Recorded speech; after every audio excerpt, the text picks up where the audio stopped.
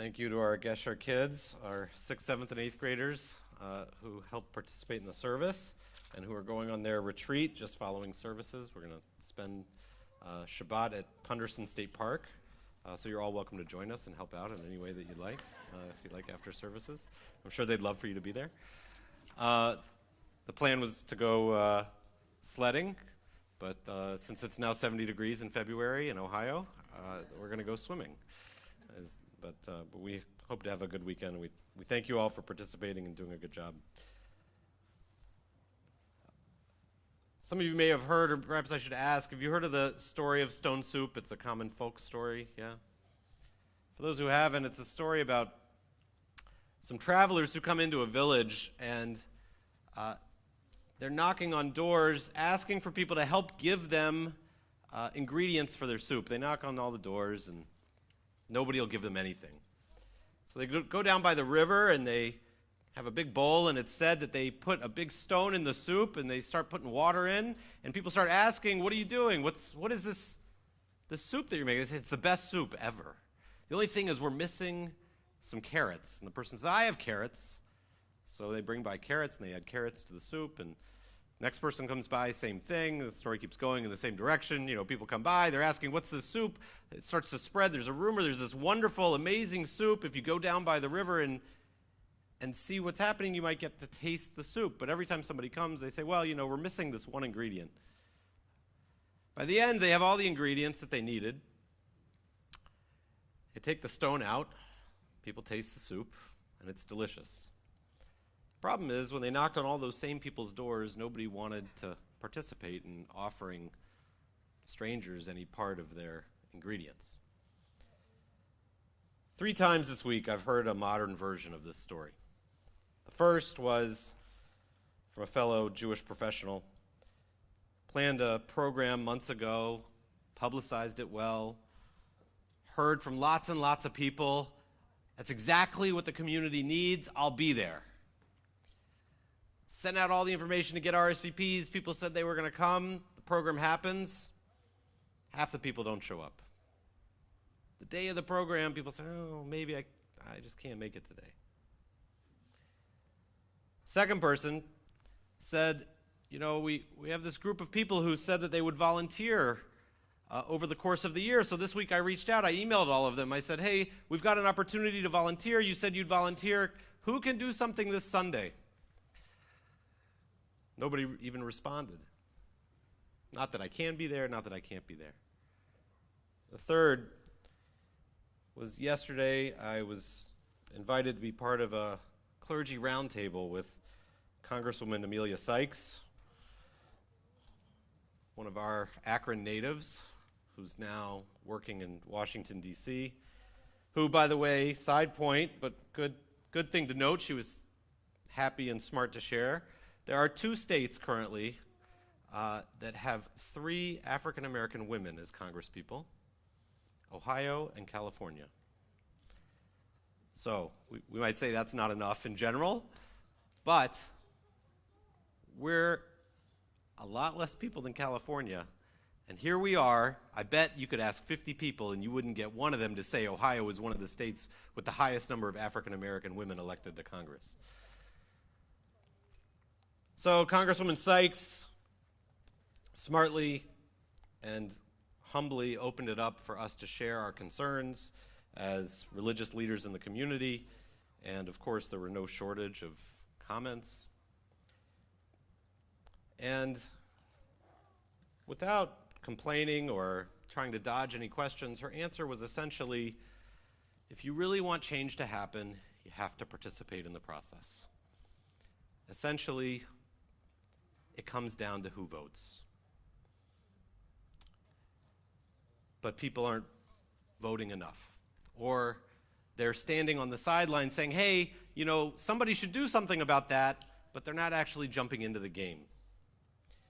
In my opinion, I think this is one of the residual effects of COVID.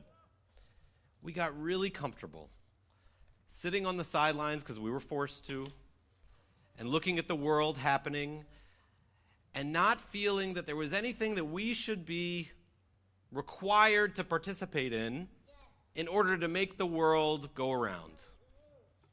That we could sit back. Nobody would notice if we just stay in our homes. You know what? Somebody else will show up and volunteer on Sunday. Somebody else will show up to that program. I bet there'll be a bunch of people there. But you know what? Today, I'm just too tired.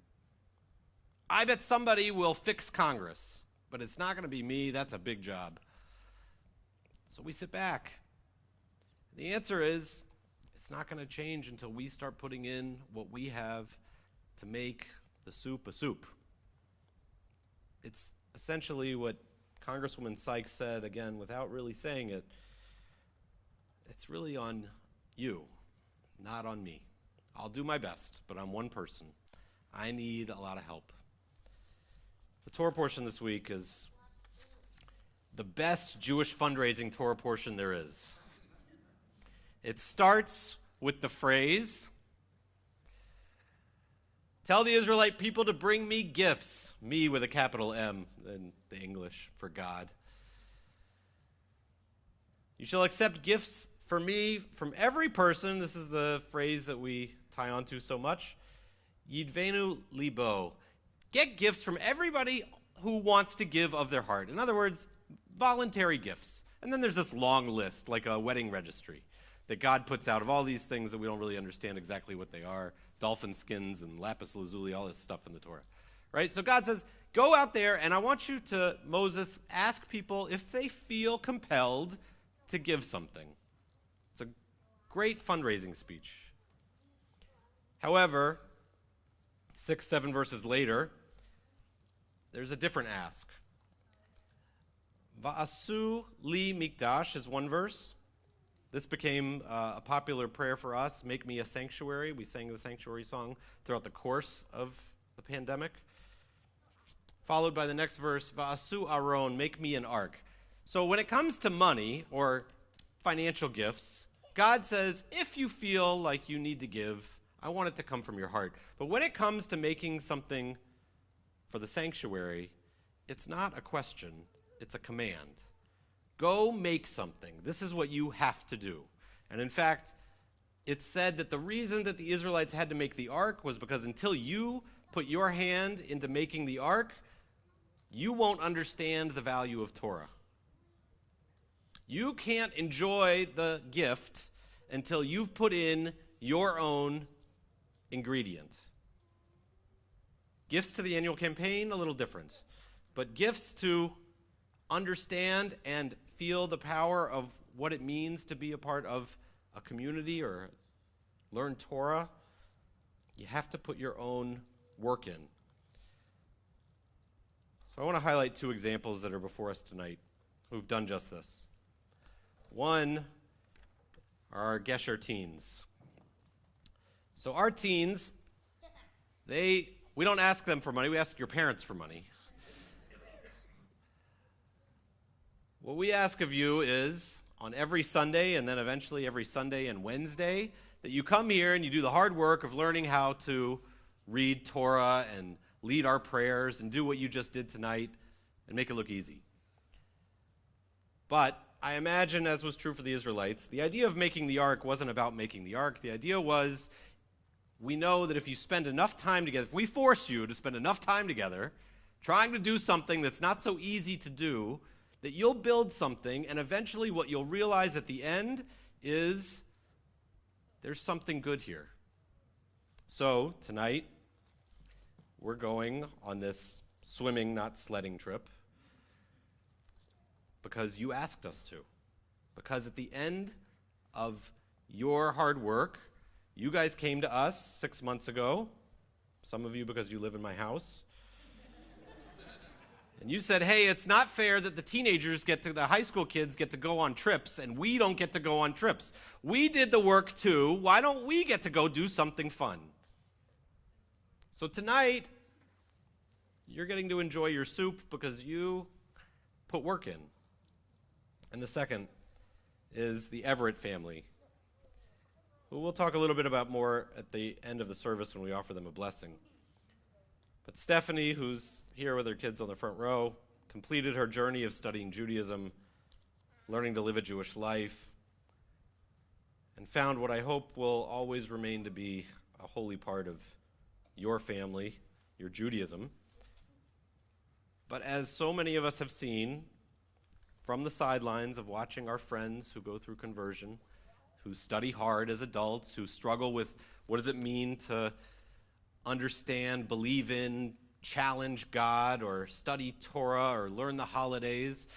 And a lot of us as adults say, well, I think I stopped talking about that when I was 12 years old, and I haven't really revisited it since. We see people go through this process as an adult, and we're jealous because we realize that when you put in the work, you understand what the beauty of being a Jewish adult can be. And perhaps we're missing out because we haven't figured out how to put our ingredients in. So it's nice to give from the heart. It's important. We'll give you lots of speeches and fundraising talks about how we hope that you'll give. And I know that we have Shalom Sunday. Am I saying it right? Did I get the new marketing correct? Shalom Sunday this Sunday. Our Jewish Community Board is asking that we do just that and give from our heart, support our Jewish community. It can't just be that. It has to also be that we're not always on the sidelines, that we're also giving so that we can make the Jewish community meaningful and beautiful and tasty and traveling and getting to be together to see the beauty of it. We have to fund it and we have to build it. That's what happens in our Torah portion this week. It's what's happening in our community this week. May it happen more often, not only in the Jewish community, but in our city, in our country, and in our world. Shabbat Shalom. We'll turn now to page 253 as we offer our strength, our energy to those who are in need of healing, those who suffer. In this moment, the words of Misha Berach, 253.